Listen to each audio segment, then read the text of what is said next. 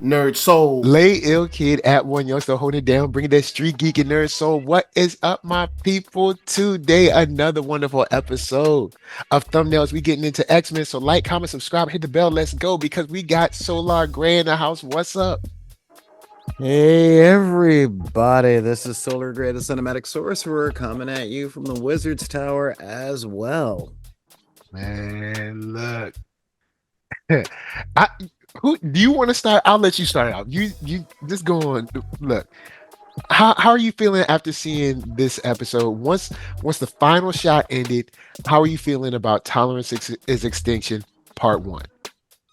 Okay, so I love doing blush reactions with you, by the way. This is real amazing because watching this episode and it's like I literally just moved into a new house. There was so much to unpack. A whole lot. This is a tight show. And they give a lot. But yeah, go ahead, man. Yeah, I mean, okay. My very first impression, very first thing, all right? After the credits rolled, it is real simple. Mhm. Ready? I don't care what the budget for this show is.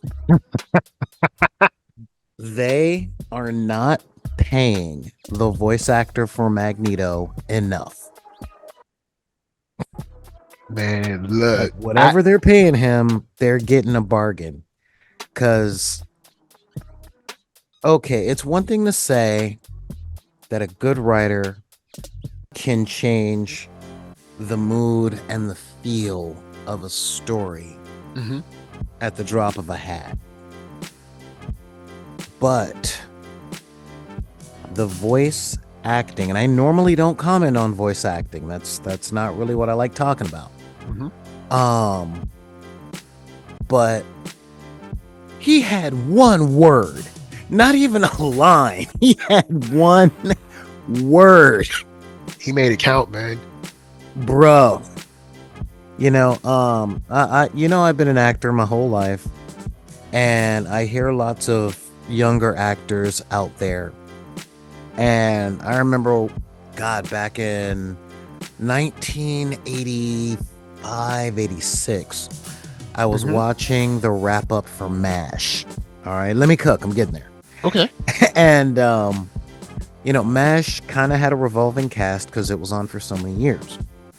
And one of the actors came in and he was talking about how he'd gotten a job and his character didn't have as many lines as the character that he was replacing. And his acting coach said it's not the amount of lines you get, it's the weight of what you say.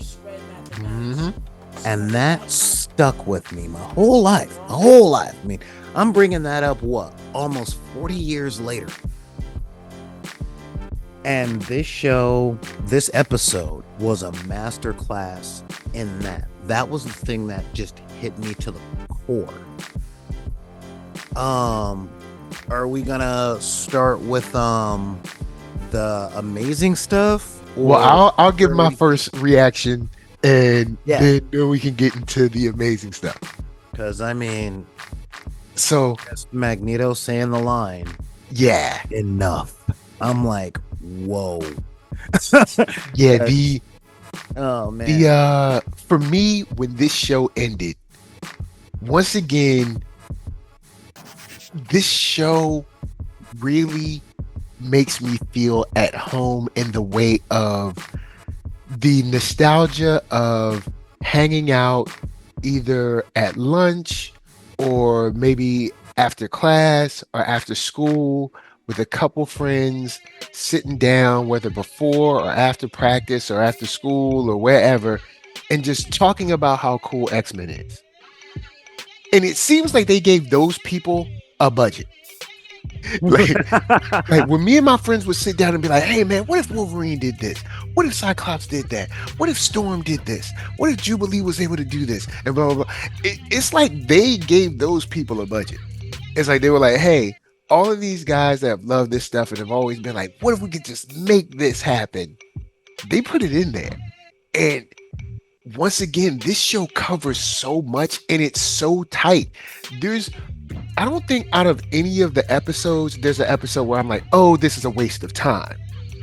Yeah. Or oh, this is fluff, this is filler.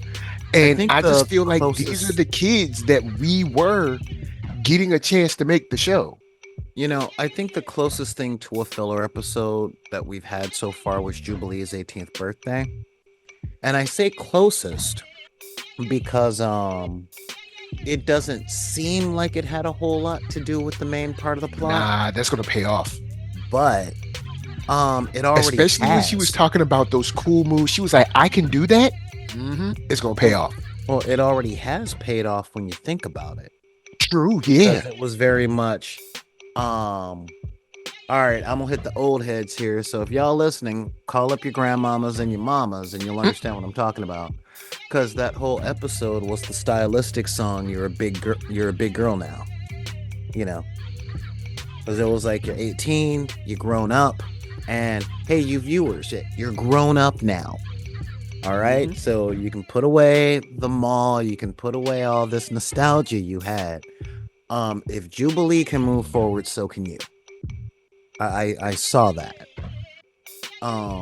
And it is like, planting seeds. We finally got Sunspot being Sunspot. Yes. But yeah, so that I saw that, and I'm like, okay, all right, we can deal with that. But that was the closest thing to the filler episode that we got. Everything else here, there's literally been a really good butcher at the script table saying, oh, okay, you finished the next episode, let me see it. All right, that can go. Wow, that's cool, but it can go. This is what's important. Man, all right, so now we can get into some amazing stuff. I guess the biggest thing I'll throw out first is the Summers family. The Summers family gets some time to not only shine, but also some time to bond in a way that we didn't see in the original run for this show. In a lot of ways that they don't focus on in the comics very much. And that was kind of neat. So, do you want to talk about family dynamic or should I? I'll start off real quick. I want to throw this back in and then I'll give it to you because Nightcrawler has some great stuff to say. Oh, bruh. I think Jean might be. I think she might be selling herself short on the role of her being Cable's mother, because I mentioned this before. I think in the show before last. I mean, he's the daughter of your direct clone, so he is your blood. So even though you did not birth him in this weird, sinister comic book world, when he looks at you, he sees his mother's face. Yeah. On the other side of that coin, though, it goes a little deeper, because it's not just the blood and all that stuff. Madeline has a different psychic signature than Jean. Yeah. And Madeline planted that seed as soon as Nathan was born. We saw it on screen. Like, you're my son, waka waka waka brain stuff. Even to the point where Cable's like, get out of my head, you ain't her. Like, you close, but you ain't her. Yeah. Like, I'm Walmart brand. You're Gucci, I'm Gucci. All right, just get that. And yeah, I personally like how the writers are not shying away from the conflict there, the internal conflict in both of them. Where Jean kind of feels both like mom and stepmom. Yeah. Although that moment with the Summers family, there were two things that got me on that. Okay. Was Gene playing Mama Bear? Get in the back seat. put your seatbelt on. I was almost expecting her to slam on the brakes on the Blackbird and put out her hand, making sure Cable don't fall forward. And the second part was that one little moment of Cable looking at Cyclops going, "You got a Porsche?" Because I don't know about you, but we all have that moment as a teenager or as adults, depending on your parental relationships, where our parents do something cool and we're surprised. We kind of play it off. I know my moment Dad in is the LA boring. riot, so. Mom is boring. And it's like, no, see, safety feels like boring because you watch TV and stuff all the time and you're expecting like something amazing to happen. No, the best thing to happen is to open the refrigerator and there's always something in there. The best thing to happen is to turn on these lights and they always come on. The best thing to happen is you turn on the hot water, it always works. That's the best thing to happen. You think it's supposed to be something wild and crazy. No, it's not. It's supposed to be nice and smooth sailing. Protected, everybody's okay. So it's like, Dad's boring. It's like, no, Dad is doing exactly what he's supposed to do. Play it safe. That whole because I'm in charge of your life and her life and his life, and I do play it safe. I have to sit down and figure out what's going to happen. I can't fly off the handle, but don't get it twisted. I can hurt somebody if it's necessary. Then you do it, and they're like, "Oh, Dad's cool." It's like, I was already cool. I just don't like to hurt people. Well, it's not necessary to always hurt people. Yeah, Dad carved a tunnel with his eyes while they were driving. They've helped out Scott a lot in this show. Yeah, they kind of. It was like they took a survey, and they said, "Okay, we got to put some shine on our boy. We got to show people why he's the X-Man. Like of all the X-Men, the comic books have been doing it." So it's like, okay, we got to give him some love. Yeah. But I was just, I did the black man singular ha laugh when I saw that. Just the whole, all right, Beast is going to be mad, man. This is the third bird in as many months. And I'm like, yeah, I'd be mad too. Those things like, where does this money come from again? That's what Xavier. Charles has got a slush fund.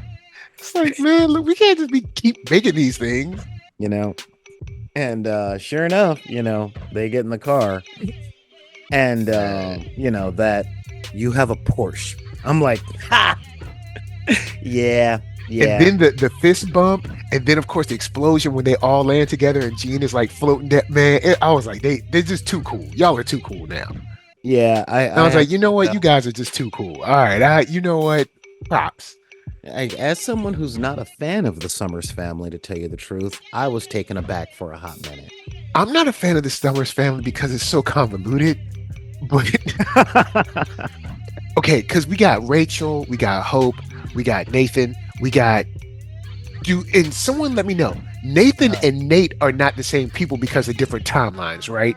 Because Nate is separate from Nathan, right? You know what? That's a Hannibal question because I thought they were the same guys when Grant first started writing Nathan.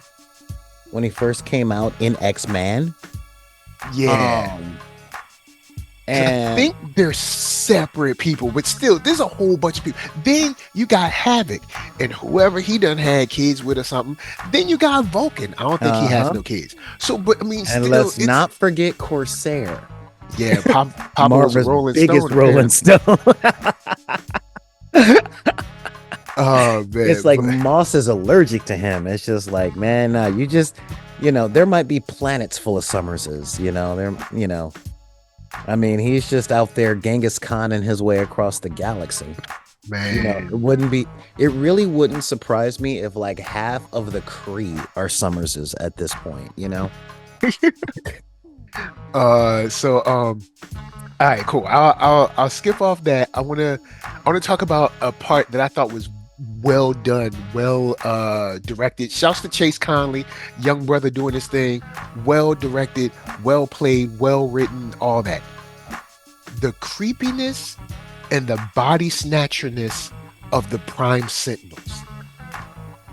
When they were standing over Rogue's body and all their eyes were glowing, I was like, okay, that's scary. You know, Like not even the point of their strength, just that's scary. Because they could have just went in there and killed her, but they didn't. They were just standing over her. it's interesting that we're scared of different things. I was like, that's just creepy. They were just standing there. It I was was just a little like- disconcerting, but I wasn't creeped out by it. What I was creeped out by was Bastion's little speech of making the Prime Sentinels. I'm like, this is gonna piss off a lot of people, but bruh, as much as I study and I try and stay aware of hate groups, how they're formed, how they recruit, this writer just put it all out on Front Street. All of it. I'm like, oh my God. And the part that creeped me out wasn't them standing over Rogue. It was how they came from everywhere. Yeah, Any group of people could have been one of these things. And I'm like, knowing that X-Men is an allegory for both the civil rights struggle and anti-Semitism, it's like anybody could be a Nazi. You know, anybody out there. Or, sorry, a Yahtzee. Anybody could be a Yahtzee. I want to make sure this stays on YouTube. And it was like, you know, you saw the protesters, and it was half of the protesters and then the other half of the protesters. And when he did his little monologue about he was pretty much pulling the South Park of they're taking our yabs. And I'm like, yeah, don't blame the system that commoditizes housing and food. You know, man, I'm like, okay, all right. And I'm glad they're categorizing him as a bad guy and all that other stuff. But there is something I really want to talk to you about on this one. okay. Is it just me? Or so far in this season, have they really, like, do you see in the same way that I do, that they've been pulling Wolverine farther and farther back every episode? Because, like, I know for the past 20 years, he has been the face of the X-Men franchise, from the Bryan Singer movies to the whole Fox franchise. And this is canon with the MCU. And, you know, so when this show came out, I started wondering, all right, are they going to put Wolverine in the front again, like they've been doing with every project? I mean, we had the Fox movies, we had Wolverine and the X-Men, just Wolverine. And he's been in like 4 scenes so far this season. And this last episode, he spent most of his time either being told to shut up or getting his butt kicked. Well, hold on. He did get some licks in. He cut some people in half and chopped some people up with the action scene that I'm definitely going to reference. Oh yeah. We gonna talk about that action scene because I think what they do, I was 12 years old again. I think what they do in this show with Wolverine is, I think what they do in this show with the X-Men is what seems like they're pulling back on Wolverine, but they're really not. They're showing that the X-Men is a team. The original show was like, hey, the X-Men is Wolverine. And now they're saying, no, the X-Men is a team of people.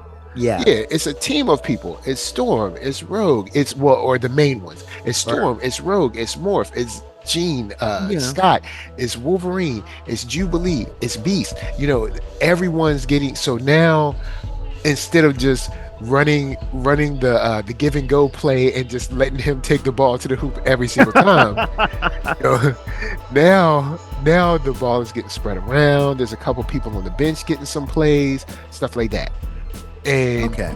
I think so. I don't think they're really pulling back. I think they're just Bringing displaying everybody a whole else team. forward. Yeah, Okay.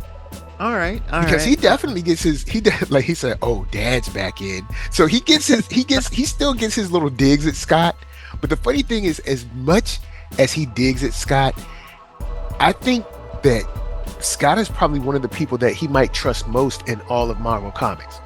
He trusts and Like respects. Scott, Cap, Yeah. he trusts Cap like almost Yeah. without question.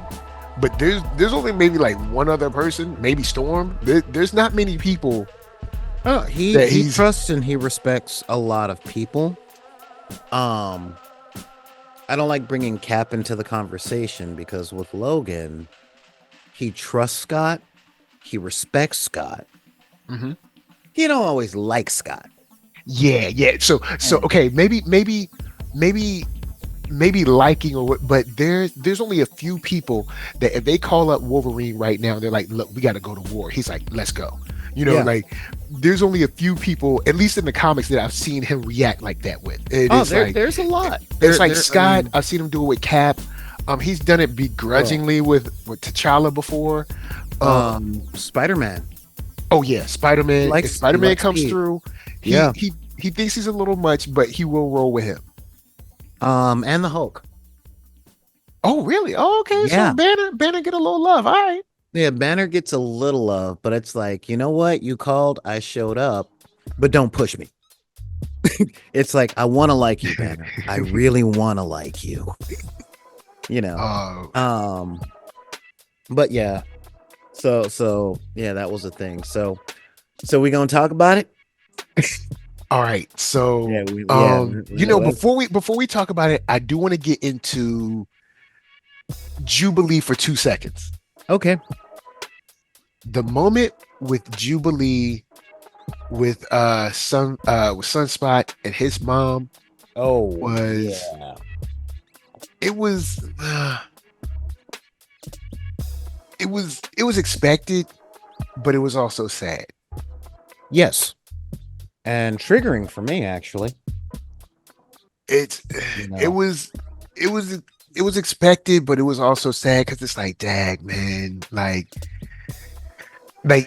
from the moment when they were at the dinner table, or I guess like, I don't know, kitchen or wherever they were, and then even when they showed up with Sentinels on their tail, you didn't see even if you don't want to be all about this mutant stuff, this is your son. Some people are coming to get your son. Like be a mom. Yeah. I'm gonna keep it real. My mom, all 4 feet of her, those prime Sentinels ain't laying a hand on me. She be like, look, I'll be like, mama, chill. Look, you ain't got no powers. All right, I got powers. You ain't got no powers. I'm just thinking about your mom taking off her earrings and putting Vaseline on her forehead, Look, she is not. I was like, she just was like, okay. And they were like, we don't kill mutants. I'm like, bruh, you definitely look like you kill mutants. Bro. Oh my God. I don't know if you know, but you look like you kill mutants. All right. So this is, again, like I said, this is like moving into a new house. All right. Let's unpack that for a minute. Very rarely do I see a company like Disney actually go balls to the wall and show what racism actually looks like. Because that whole scene started with her son and his girlfriend. I want to talk about the the lunch scene for eventually, but your son comes crashing through the window saying, "Mom, these guys are trying to kill me." And what do? Oh no, we don't kill them. We protect them. And then people believe them because they didn't use epithets. You know, they didn't use the N-word. They don't have pointy hats. They're not burning crosses. They're like, nah, we're here to protect them. We're here for all this. And people go, oh, well, you know, since you're protecting the group that I'm not part of, go ahead, handcuff them and put them in collars. You know, and I am so surprised that more people aren't mad about this show.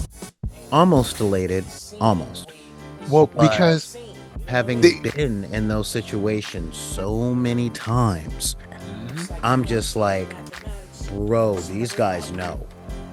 Because they don't just come in with your son falling through the window saying, Mom, someone's trying to kill me. But they come in with their weapons drawn. Weapons drawn, eyes glowing. Yep. Saying, oh no, we're here to help. And I'm then like, the trip is what? just the Prime Sentinel and the activation of Prime Sentinels is a perfect example of when I can't remember his name. I'm so sorry that I'm blanking on your name, sir. But he says, you guys have to remember that white supremacy is a team sport. Yeah. They like it doesn't have to be the senator. It doesn't have to be him. It could be your teacher. It could be the lady that's working at Payless Shoes. But they all chip in and do their part. So if you look at this, these look like regular citizens until they're activated. So that's why you can say something about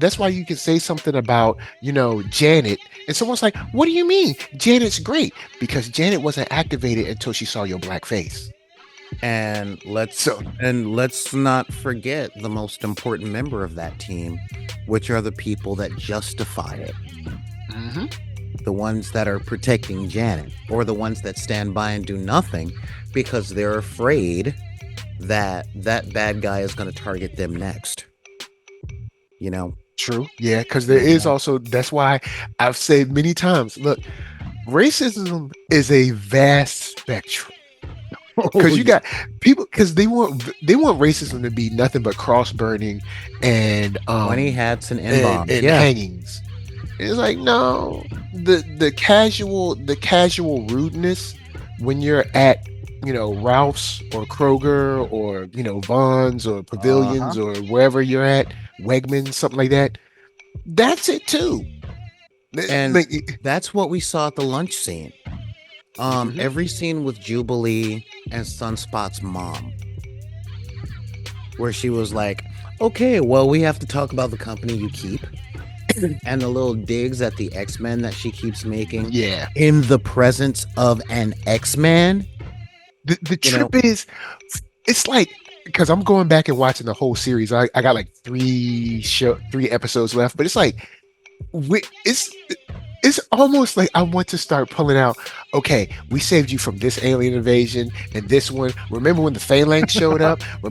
Be like, so if you so mad, you know what? I could kill you right now and you could be exactly where you were if we didn't exist. You want that? See, right there, that is logic versus emotion. Because see, do you remember when we saved y'all from this? Oh yeah, they remember. Yesterday? But when it comes to this thing, and this is a really big thing about prejudices of all kind, they're not logical, they're emotional. And the people that go through them are dishonest with themselves and with the people that they are, quote, defending themselves from. Because as soon as you said, yeah, remember when we saved you from that invasion? Remember when the Phalanx came? Remember that? Remember when the androids that you created decided to try and take over the world and get rid of y'all too? Because I've had these arguments with people all the time, and they still justify it. Like, well, how do we know that alien invasion wasn't your fault? Maybe they came here for you. Maybe you were just cleaning up your own mess. you know, and that's the emotional thing of presumptive guilt.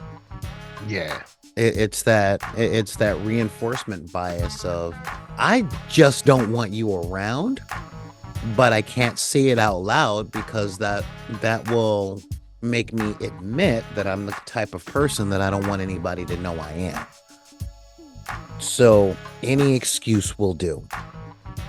You know, like this is, a lot of my friends that are of a lighter hue are so quick to tell me what is and isn't racist when that stuff is being done. But what you were saying about that stuff, like in the Kroger and stuff, my best friend has a way with words that I would love to open his skull, read his brain, learn it, and make a copy for myself. Because he talks about microaggressions, okay? And he's like, what people need to understand is that they look at discrimination as punches in the face, loud stuff like that. But microaggression is like flicking in the ear. Just a little flick in the ear. That's all. Just walk by somebody randomly, flick their ear. But when this happens 30, 40, 50 times a day, one of those flicks come and you punch the person that flicks you on the 45th, 46th time. Now, it's like when you go to the store and you kind of arrive at the same time, Chad or Karen does, and they like hit the car lock a second time. It's like, bruh, I'm in a car. Am I supposed to steal your car, leave my car here? I guess come back get it? I don't. Yeah, exactly. It's one of those things where it's just like microaggressions. They happen so much. It's just like, hi. It's one of those things. It's just like that when you're walking down the street and they pull their kid or their purse a little bit closer, Or like when they slide to the side in the elevator, it's like, what am I going to do? Like the door's about to open. What do you like? Please, just get I off will on tell your floor. you. And again, my friends that try and justify it, that most important member of the team, will tell me it's not because you're black, it's because you smoke. And I'm like, yeah, okay, sure, all right, okay, okay, but yeah, I mean that's kind of where that thing comes from. And again, I've been in Jubilee's shoes because for those of you guys out there, I date interracially, and I've had a lot of awkward dinners and awkward lunches, and I'm just kind of going, okay, I get where you're coming from, and what, you're afraid I'm dating your daughter? Yeah, you could just say it out loud. We can have that discussion. Or you can keep doing these really immature jabs like you're 12. The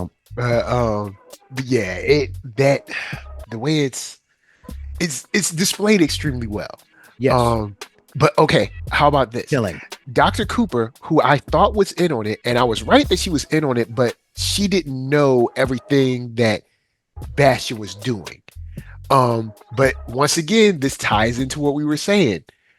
Dr. Cooper, look, it always starts on some, oh yeah, we just wanna keep an eye on him.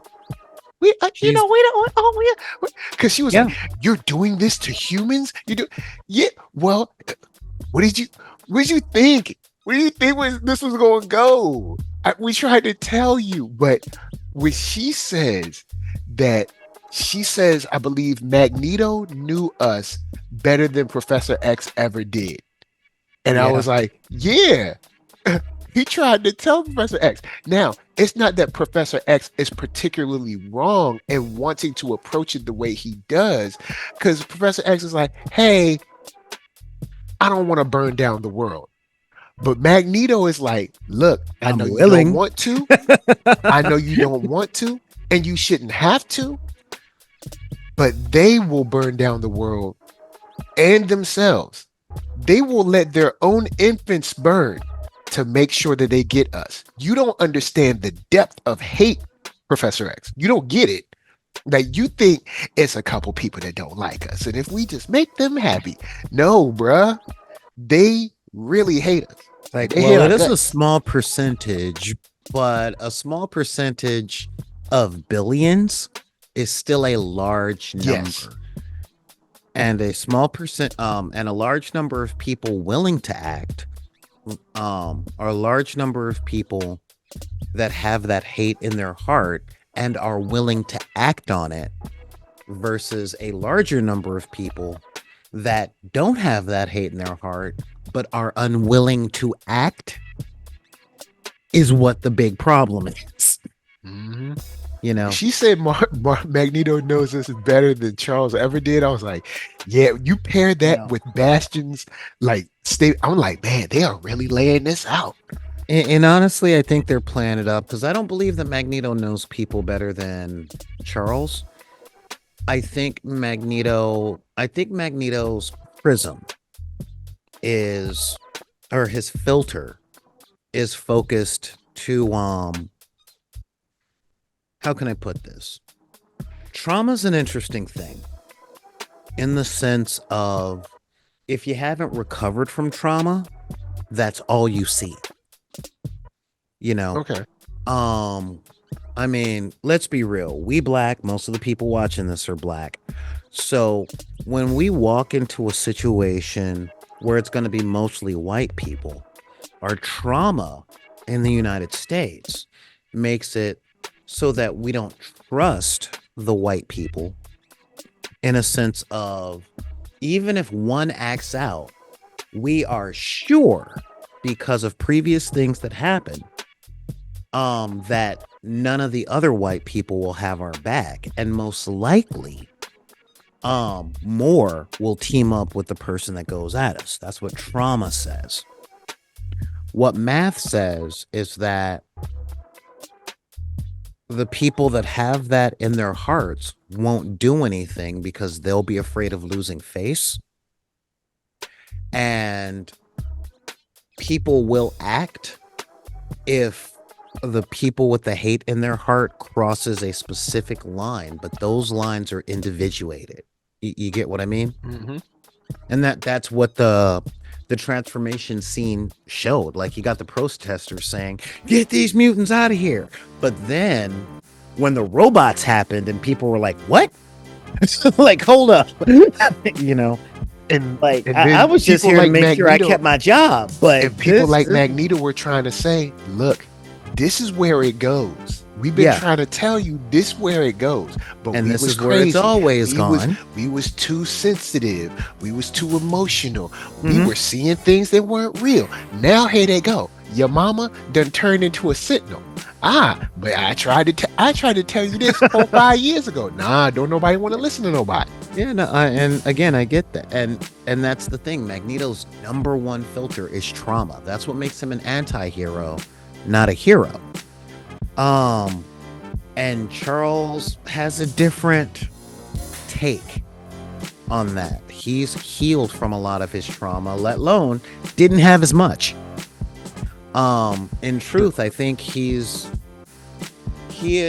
appealing to the right people, but he's appealing to them, in my opinion, incorrectly. You know, instead, because he's going to the majority of people saying, "Allow us to live," but he's not going to the majority of people saying, "Stop them." You know, stop the people that would exterminate us. Be anti-racist instead of not racist. You feel me? Mm-hmm. You know, because it's like, we just want to live in peace and these people keep attacking us. So y'all need to stop the people that are attacking us, along with us defending ourselves from the people that are attacking us, and then they'll stop attacking us. That's what he should be doing. But that's not what he's doing. He's playing responsibility politics. And, You know, and when that's- she yeah. did that statement, you pair that statement with Bashy, I'm like, man, they are hitting it on the head here. Yeah, and that's the whole thing where she, I have, when I talk to my friends, especially my friends of a lighter hue, I explain to them, like, yeah, racism is a spectrum. There's soft racism, there's hard racism, and they as white people are trained to only see hard racism and then to excuse everything but that. And I'm Yeah. like, yeah, no, that's not the way it works, because Lee Atwater said it when he, back in 83, and another one of Nixon's people made it very clear that the war on drugs was a war on the poor and black people back in the 60s. Like that, this was what leadership does. I mean, when leadership establishes something, it lingers for decades, So she definitely had that soft R racism going. We know what they're capable of, and we need backups in case they go bad. And it's like, the moment you create something for the just in case, you're essentially saying that they're going to. You're not giving them the chance to not go bad. You're already acting as though they have. Or you're arming the people that act as though they already have. And that's what she saw in this episode. She actually saw the effects. She got to see the consequences of her own actions. And I think that was really wise of the writers to put that in. Just saying, yeah, you were helping, and look at what team you found yourself on. Just think about that for a hot minute. Like, you picked the wrong side trying to do the right thing. The craziness. But I'll throw it now, because now we got to get into the action. Because we've been talking for a minute. We got to get into the action of it all. Oh yeah, we got to get into that. Kurt had the swords. I was 12 years old all over again. I'm like, as soon as that Sentinel did the trick on Juggernaut, and he hit Kurt, and Kurt hit that wall, and those swords fell off the wall, I'm like, oh man, here it comes. And they threw in a trick on us. He even had the tail. Man, look, the back-to-back with Wolverine and Nightcrawler. Y'all, thank you. That's all I can say. Thank you. I actually appreciated the wordplay. Yeah. Where it was like, Wolverine sitting up, you're gonna leave them alone, bub. Why do you resist? I've got 6 reasons here. And then Nightcrawler pops up he's like, no, my friend, 9. And I'm like, okay, yeah, that was cute. That was cute. That man. This episode does not disappoint. Even when he pulls Wolverine through the portal and we see what it looks like through Wolverine's perspective, like, all of this gets cool. Also, Morph, even though Morph has taken a couple L's, Morph does not hesitate anymore. Remember how Morph used to be kind of like hesitant and everything in the original series? Oh, now, once it pops off, and he picks bruisers where he picks Quicksilver. He picks Juggernaut. He knows exactly how to pull from the toolbox. When they were falling, he picked Archangel. It was more Archangel suit, but pretty much Angel. But anyway, he knows how to pick the right tool for the box now. And unfortunately, we just didn't know how strong these Prime Sentinels were. But I mean, he turned into Juggernaut, which was a good pick. I would have thought, hey, look, if they punch Rogue this hard, I need to be super strong.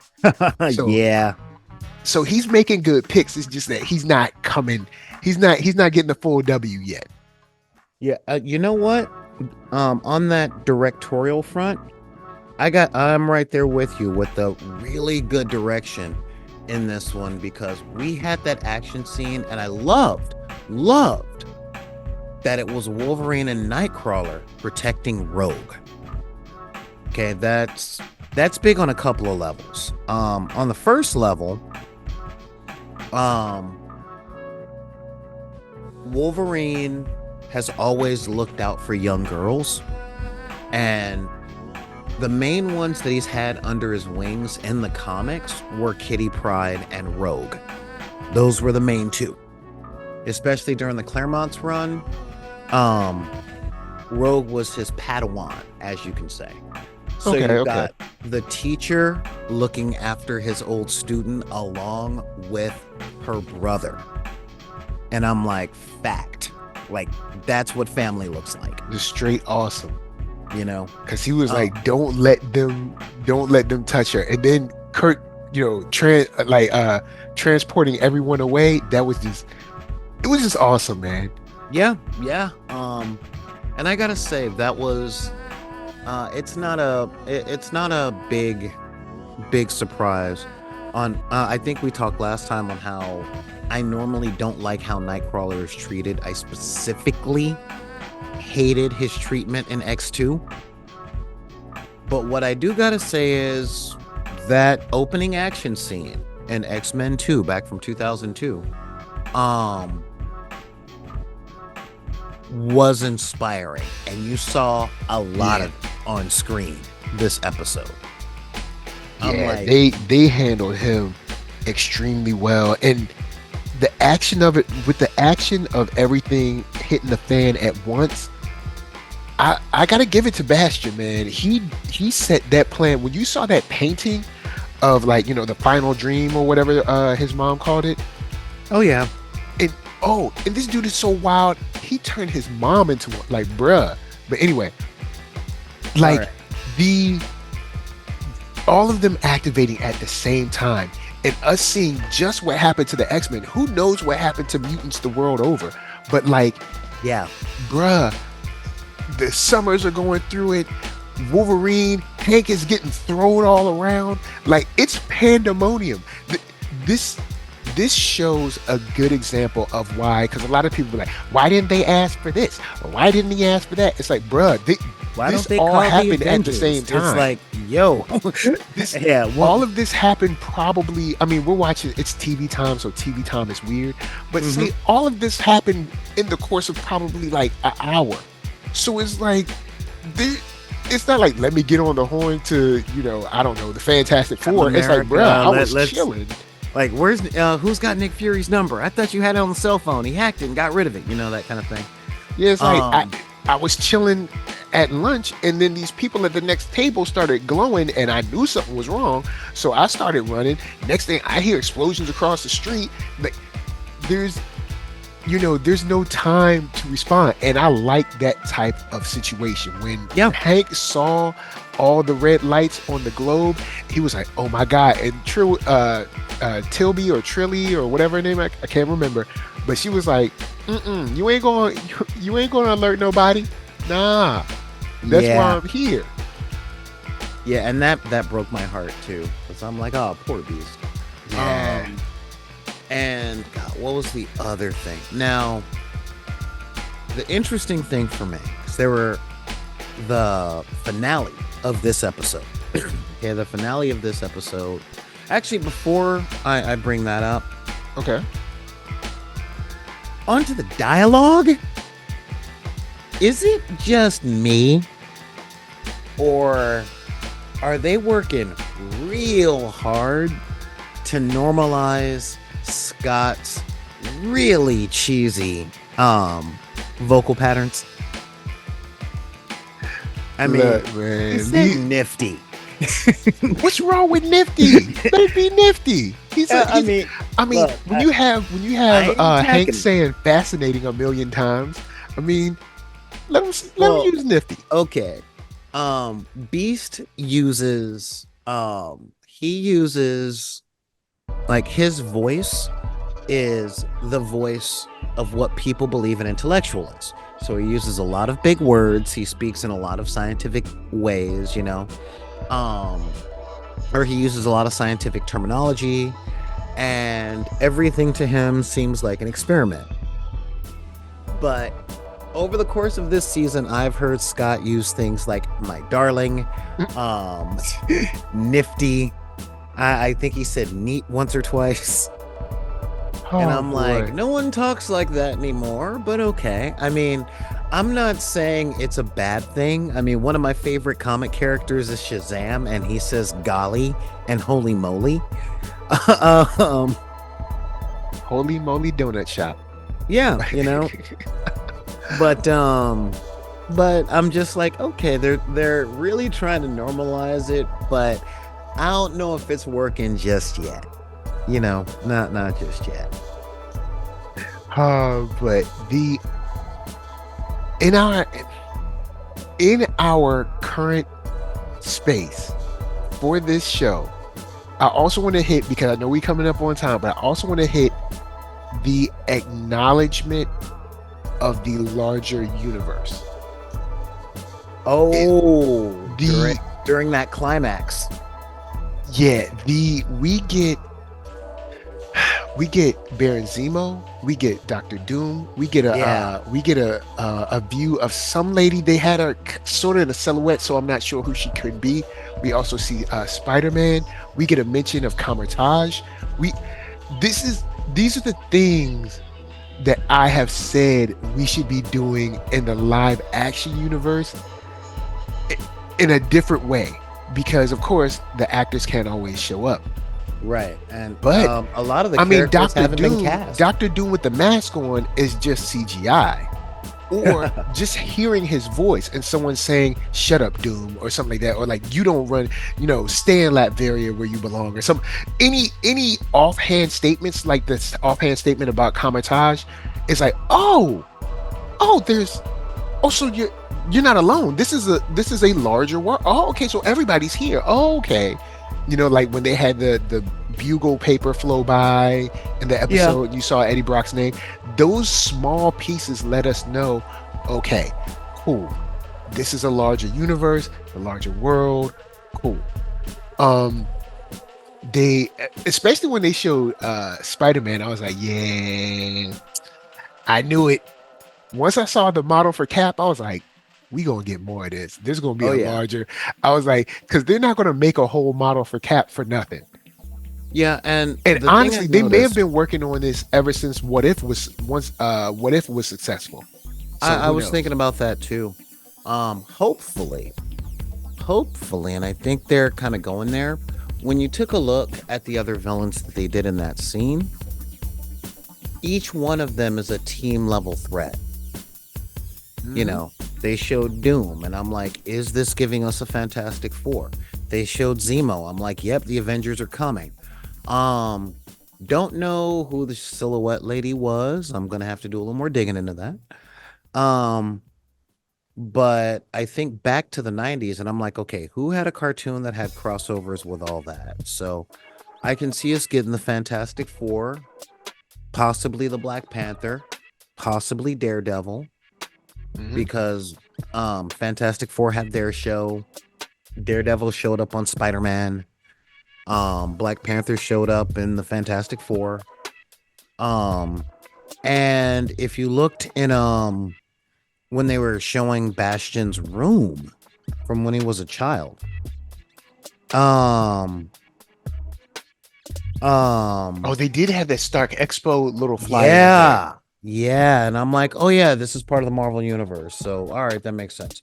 And the statement from Doom when he came on, because I rewound it a couple times, because of course it's Doom, and I love it when villains get together because they never really get along. That's why the Sinister Six could never take down. That's Spider-Man, why they lose. Yeah, because Doom says, do not mistake Doom's collusion. It's like, who, you're Doom, right? So why are you anyway? But do not mistake Doom's collusion as indifference to flagrant war crimes. So it's like, I'm with you on this, but you're gonna have to answer for Genosha. Yeah, so that was interesting, because it's like, okay, I know that Doom he's not the X-Men's friend, and he doesn't really seem like a bastion of mutant hope, but at the same time, it's interesting to see his stance on this, because it's almost like he's riding the fence, but he also says it in a way where it's like, Bastion, don't test me. And it's like, oh, okay. What I got from that was, I'm with you right now, but after all this is said and done, we gonna have words. Okay. Nice. But yeah, I just thought that was interesting. And then of course Baron Zemo comes in. And oh, also his response is uh next time I'll send memos. And it's like, look, Bastion, I know Sinister will let you talk like that to him because Sinister just like he said, he just wants pig pens full of mutants to play with. But Doom don't he don't play that. Like Doom, like yo, you can't look. Don't try to talk down to Doom. He don't play that mess. And then the what is it? Baron Zemo even saying like, yo, your Sentinel program can't even work unless you get President Kelly. I mean, especially when you have President Kelly seeing the X-Men as allies. So you have Baron Zemo even, yo. It seems like there's some, even though they're on board, they're still they're still on thin ice with each other. Well, see, here's the thing, and this is one thing I actually respect about villains in Marvel. Okay, Mm-hmm. they'll go for world domination, they'll go for all that stuff, but cold, calculated genocide is a step too far for most of them. I mean, Zemo kind of looked. Yeah, that was that whole thing. The other villains were like, "All right, dude, yo, we got a code here." Like, 10, 20 max. Thousands? No, no. You didn't tell us about all that stuff. Like, this is gonna be a pain for us now, because now people gonna treat us like we're into that type of thing. Yeah, because the lady said that we're going to make sure that Cooper stays here to make sure that those memos go out. So it's interesting seeing this. It's kind of like I guess the light in Young Justice or something like that, where you have this group where the main person has definitely left a couple folks in the dark. Yeah. And they're not pleased, especially someone like Doom. And even Zemo was like, this ain't going to work unless you got Kelly on your side. Yep. But I mean, this is a UN program, a deep, dark UN program. So we'll see what these next 2 episodes do. But this has been incredible. Like this episode alone has been crazy. But I'll throw it over to you because we coming at time. I'll throw it to you. Oh, Final man, thoughts on any of this episode, and where can they find you? So I hate that we're coming toward time because my final thoughts have everything to do with the climax of this. This episode. Now there was a press release from the dude they fired, pretty much saying, "Oh, if you like the show so far, the finale is going to blow your mind." And you hear press statements like that all the time from so many different places, but you know what? This did not disappoint. Yeah, this I'm one. literally- Yeah, I'm and like- we still got 2 more parts. Yeah, I'm hyped. Because yeah, this is looking to be a way to end off a season. I am super impressed. The writing is tight. It scares me. Because what are they gonna do for season 2? That's my question. Like, where are they gonna go with season 2? Yeah, I mean, the finale in this episode was amazing in the sense of Magneto gave a little bit more of a hint as to what he's actually capable of. Yeah. I mean, he turned off the planet. Mm-hmm. And I gotta say, it's like, dude, he turned off the planet. He could have done that anytime he could have done that, and he did it this time. And what I see in this is part 1 seems, and this is just speculative stuff, but part 1 seems to be pushing the edge of Magneto was right. Look at his thing. I think the next part is going to be Professor Xavier's perspective. so that the audience can be like, well, you know, Xavier was right. And I think the finale is going to be a bittersweet thing, showing that they're both right and both wrong. And I'm not seeing that idea being unfathomable the way that this show has been written. I am so happy and with it so far. I gotta say, this is how to do a reboot or a sequel or a continuation. Yeah, You know, man. this is textbook. If any other property wants to pick up and keep doing something that they put to bed in the past, this is how it's done. You know, I mean, when they first announced this and I saw the character models, I was like, well, we'll see. When I saw the first trailer, I was like, I don't know. Then when I saw the trailer like right before the show came out, because they dropped another trailer and they were like, hey, it's coming out in like a month or something like that. That trailer, I like the movement a lot better. So maybe that was just with you mean the Wolverine more riding fluid Gambit trailer, or Gambit riding Wolverine trailer? Yeah, because the movement looked a lot more fluid in that one than their first teaser one. The first teaser one, if you go back, it looks kind of choppy, but Okay. that might have just been early. Because I was like, I don't know if I like this animation. But now, man, look. This is one of them things when you sitting on it and you like, oh, y'all have no idea. Y'all have, but I mean, there's tons of, man, this show is just incredible. Yeah. And you guys can find me over at Solar Gray, at BidPBlurred, on YouTube. You can also find me Mondays, Wednesdays, and Fridays at twitch.tv/BID_P. On Twitch, that is, you know, that you guys can find me there. And on the dark side of the room, where we talk a lot of nerd stuff, some comics, mostly gaming, tabletop gaming, and writing, and just stuff about life. Just come on down and check it out. Join the conversation. And that's at twitch.tv or at BidPBlurred on YouTube at 3 p.m. Pacific Standard Time, Mondays, Wednesdays, and Fridays. Word up, word up. Final thoughts for me. No notes.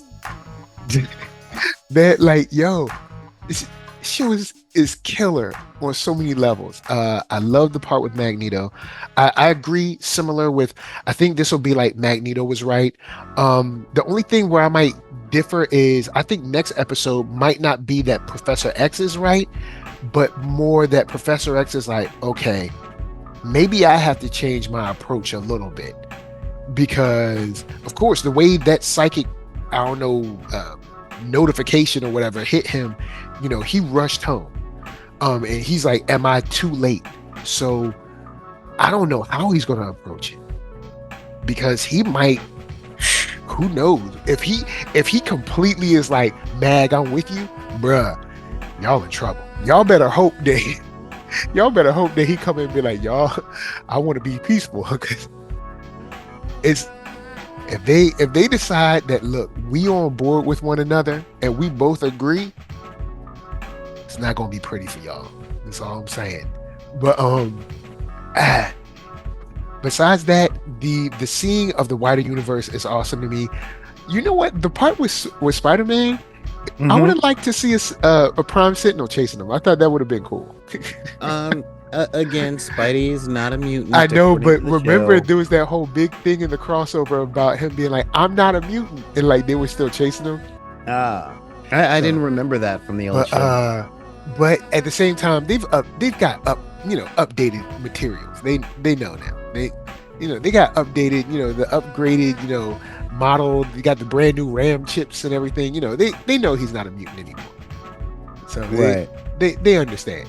But yeah, just seeing him flip around, the Tony Stark flyer, the Doom, Baron Zemo, there's a lot in this to love. And I am so happy we got it.